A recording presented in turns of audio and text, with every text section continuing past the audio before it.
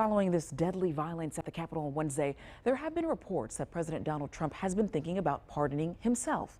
It would be the first time a president has ever done so.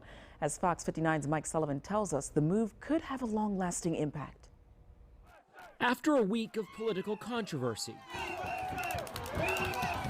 be it electoral objections, sedition, or insurrection, could a presidential self-pardon be the next? This is unprecedented. Right? We have not seen a president attempt this. He's said that he plans to many times. This begs the question, is it even legal? Nobody knows for sure because it has not been done before. IU political science professor Elizabeth Benyon saying the creators of the Constitution made it clear no one is above the law. It seems very unlikely that the Supreme Court would uphold a self-pardon, but there's not any legal statutes that we can point to. I think it would, for lack of a better word, outrage Democrats who have seen Trump as a lawless president. Even in the past week, we have seen fellow Republicans distance themselves from the president. I think one of the biggest questions is what happens to the Trump style of Republican politics after Donald Trump leaves the White House.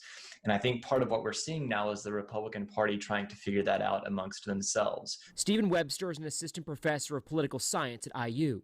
I think, like most things in American politics, this would fall largely along partisan lines. Webster believing the next 4 years could leave little in the way of major legislation. I think Democrats will have some divisions to handle themselves.